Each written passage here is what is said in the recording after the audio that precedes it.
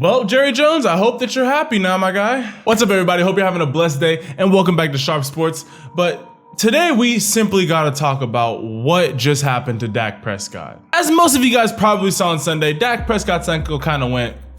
However, you want to know what the craziest thing was? Like, obviously, we all hate to see people get hurt. But in my mind, I'm like, okay, the dude's not dead. He just broke his ankle. Okay. The first thing that went through my mind was on that one play right there, between 150 to $250 million was lost in that one play right there. Now hear me out. And this is why I'm titling the video Dak Prescott's real injury or something along those lines, because his ankle, he's gonna recover from that. Hopefully he's gonna be able to play football again, which, I mean, it's just like ankle with modern tech. If Alex Smith can come back from the injury he's had, as the same with Teddy Bridgewater, then Dak Prescott will come back. But Jerry Jones absolutely screwed over Dak Prescott. I mean, ever since Dak Prescott entered the league in 2016, and let me remind you, he was a third-round quarterback. He wasn't a first-round quarterback, meaning that he wasn't even making $1 million until his fourth and final year of his rookie contract. I mean, Dak Prescott only made $450,000 in his rookie year, which, by the way, he won the Offensive Rookie of the Year that year. Then in his sophomore year, he only made $540,000, and then in his third year, he made $630,000. With this past season, he finally got a pay grade and made $2 million last year. Over the first 4 years of his time in the NFL, he's made less than half of what a first-round quarterback would make in their first year. Now, well, yes, please do not get me wrong. I'm not one of these people on the Dak Prescott hype train.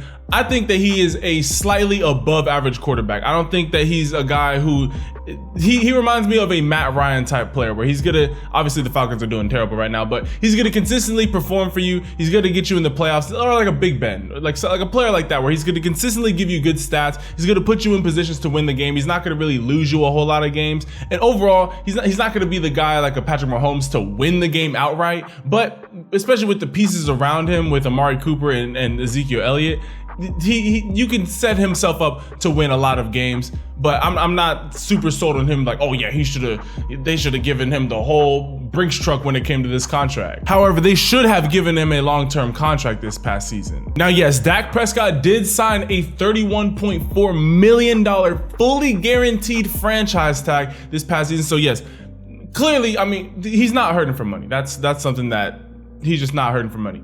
But it's the long-term money. And hey, obviously Le'Veon Bell he hasn't proved that he was worth the trade to the Jets, but he made the wise decision for himself.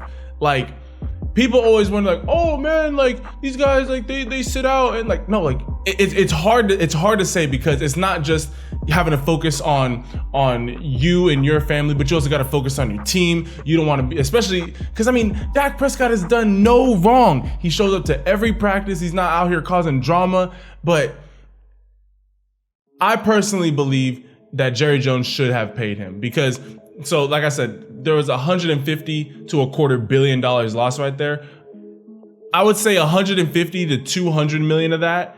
Actually, it's probably even more money was lost on that play, because between 150 million to 200 million would just be in Dak Prescott's contract that he would have been signing this next season. But then on top of that, think of how much money the Cowboys are going to lose because of all the games. I mean, they're already losing games, but how many more games they're going to be losing? Think of all the jersey sales. Actually, the jersey sales might go up for Dak Prescott. So hey, I mean, that might be a dub, low key. But I mean, the sponsorship money's going down. I mean, just the whole Cowboys brand just went down on that play. When you got a guy who's making you that much money with the Campbell's Chunky Soup, he is the face of the Cowboys. Like, Zeke they try to make Zeke the face. He's a little bit too wild. Dak Prescott is the perfect face of the Cowboys, and for him to go down and he is not secured on a long-term contract, I mean, I'm gonna have to see if the Cowboys come through and do right by him by when he does get healthy, by signing him onto a long-term deal. But it's not gonna be for the $36 million a year that he was wanting. He's gonna probably have to sign for. Honestly, I don't see Dak Prescott re-signing with the Cowboys. I honestly don't, because the money he's gonna be asking for, the Cowboys are not trying to pay him because they have other massive contracts on that roster.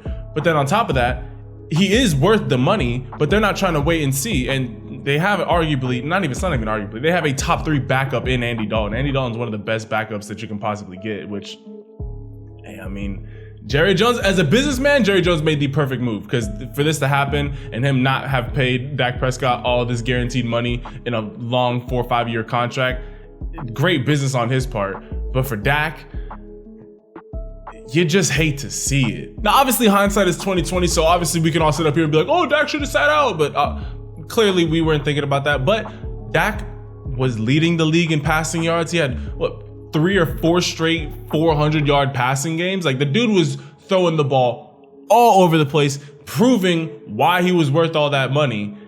And then for him to go down like that, I mean, it really does suck. But I want to hear from you guys. Firstly, not even do you think he should have sat out, because that's the hindsight 2020.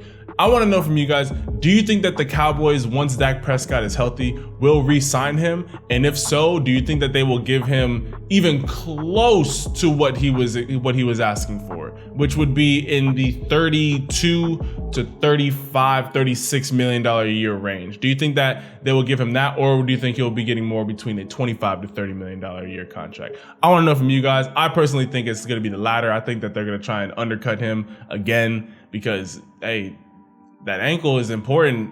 Like, anything with your legs is important, especially as a quarterback. That's where you generate all your power. But I want it from you guys. I don't want this to be too long. A lot of money was just lost on that play, man. Like, a lot of money. Obviously, my prayers have been with Dak Prescott. He already underwent a successful surgery, so I'm happy that everything was fine there. There was no, like, blood vessels that got popped and, like, had to potentially amputate his leg or nothing crazy like that. I'm happy that everything smoothly went there. But with all that being said, I want to hear from you guys. Be sure to comment down below, and I will catch you guys in the next video. Ciao.